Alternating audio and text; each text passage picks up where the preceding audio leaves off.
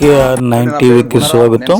ఇప్పుడు హెడ్లైన్స్. నేను ఇన్స్పెక్టర్ గా పనిచేస్తున్నాను. ఆన్లైన్లో జరుగుతున్న మోసాలపై అవగాహన సదస్సు. డిజిటల్ అరెస్ట్ అనేది చాలా విపరీతంగా జరుగుతోంది.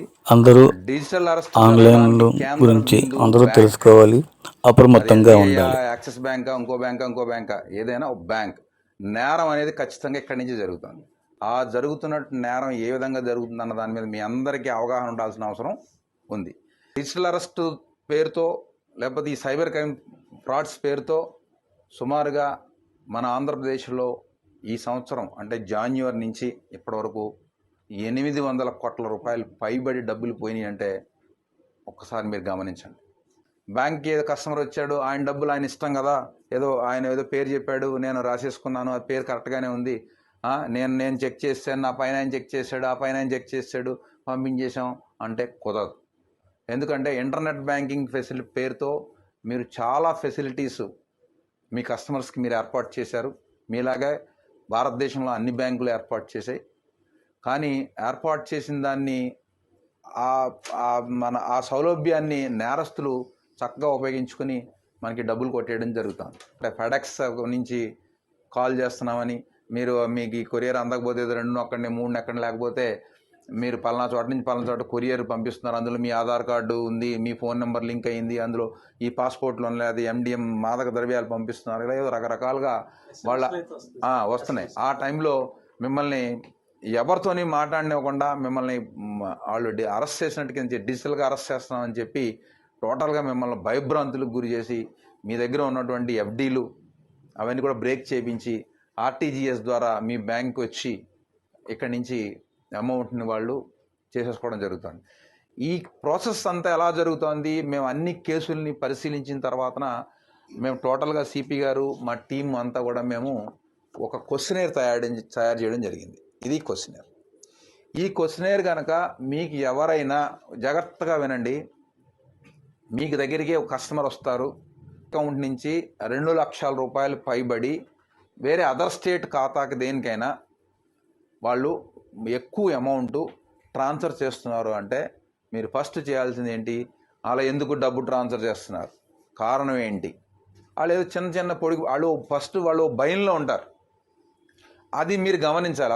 అతన్ని గమనించాలి. అతని మొహం కవళికలు ఎలా ఉన్నాయి, ఫోన్లో మాట్లాడుతున్నాడా, ఏం చేస్తున్నాడు, ఏంటి, ఫోన్ అవసరం ఫోన్ కట్టేమని చెప్పాలా, కట్టనండి, లేదు నాకేదో అంటాడు అంటే మీరు వెంటనే పట్టుకోవాలి, ఏదో జరుగుతుంది. ఇది మీరు అడ్డంగా అవసరమైతే గొడవ పెట్టుకోండి, ఏం పర్వాలేదు, మాకు ఫోన్ చేయండి, మేము వస్తాం. ఇప్పుడు మొన్న ఇదే SBI బ్యాంకులో 1,25,00,000 ఒక్కసారిగా వెళ్ళిపోయినాయి. మరి ఇదే SBI bank Tiruvuru branch manager గారు వచ్చిన అబ్బాయిని గమనించి చేయడం వల్ల 60 లక్షల రూపాయలు ఫ్రాడ్ ఆపగలిగాడు. ఇదే మహబూబ్ నగర్లో SBI బ్రాంచ్లో ఇలాగే ఒక బ్యాంక్ మేనేజర్ గారు వెంటనే మాట్లాడి అక్కడ కూడా ఆపగలిగాడు. మీరు కొన్ని క్వశ్చనేర్ వాళ్ళు ఖచ్చితంగా మీరు అడగాలి. ఆ క్వశ్చన్ ఏం అడగాలి అన్నది నేను మీకు చదివి వినిపిస్తాను. ఈ ఖచ్చితంగా మీ మైండ్లో, అందరి మైండ్లోనూ ఉండాలి.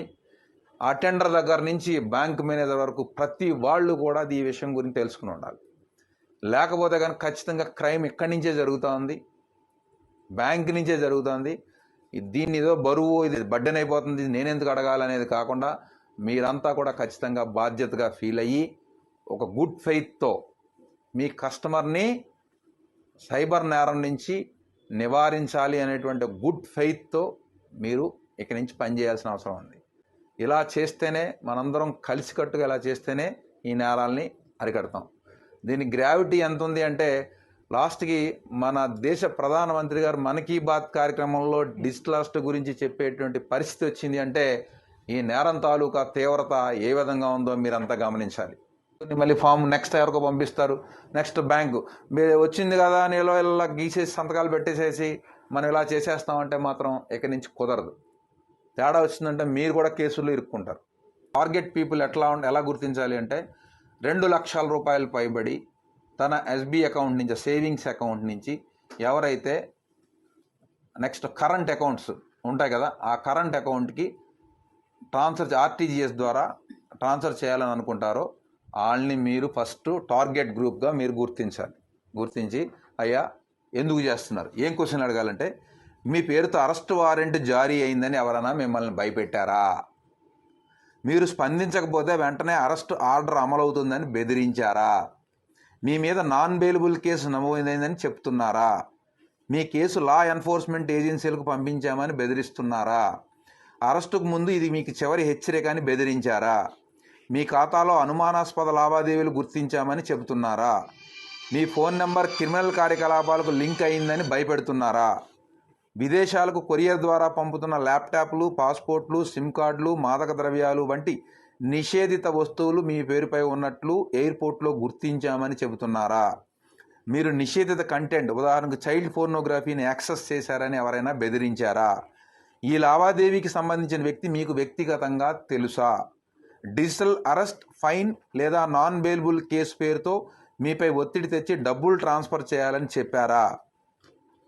మీరు ఎవరితోనైనా ఫోన్లో మాట్లాడుతున్నారా? సిబిఐ, కస్టమ్స్, ఈడీ లేదా పోలీస్ అని చెప్పి మీకు వీడియో కాల్ చేసి చూపించి భయపెట్టారా? లింక్ లేదా ఈమెయిల్ ద్వారా డబ్బులు పంపాల్సిందిగా ఒత్తిడి తెస్తున్నారా? మీ బ్యాంకుల్లో ఉన్న ఫిక్స్డ్ డిపాజిట్లు రద్దు చేసి డబ్బులు పంపమని భయపెడుతున్నారా? మీకు గల ఆదాయ వనరులు 1 సంవత్సర కాలానికి లెక్కగట్టి దానిలో సగం డబ్బులను పంపమని బెదిరిస్తున్నారా? ఈ ఖాతాకు గతంలో మీరు ఎప్పుడైనా నగదు చెల్లింపు చేశారా? మీరు ఈ లావాదేవీ చేయకపోతే చట్టపరమైన సమస్యలు ఎదురవుతాయని బెదిరించారా?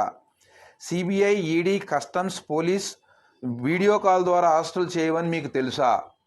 సైబర్ నేరాల పట్ల అప్రమత్తంగా ఉండి వెంటనే 1930కి కాల్ చేయండి. నేను యాక్చువల్గా ఈ క్వశ్చన్ అంతా చదవడానికి 1 మినిట్ లేదా 1.5 మినిట్ పట్టింది. కస్టమర్ని మీరు జాగ్రత్తగా ఛాదస్తంగా అతను తిడతాడ తర్వాత విషయం తర్వాత, ముందు ఈ క్వశ్చనేర్ కనుక మీరు అతనికి వేయగలిగితే ఈ క్వశ్చన్స్ అన్నీ కూడా ఆల్రెడీ అతను ఫేస్ చేసి ఉంటాడు. అతను ఒక భయంలో మీ దగ్గరికి వస్తాడు, ఓ భయంలో ఉంటాడు. ఈ అడిగితే ఓ ఎస్ ఇవన్నీ అడుగుతున్నారు, వాడు కూడా నన్ను అడిగాడు, ఓహో ఇది ఫ్రాడ్, ఇది ఖచ్చితంగా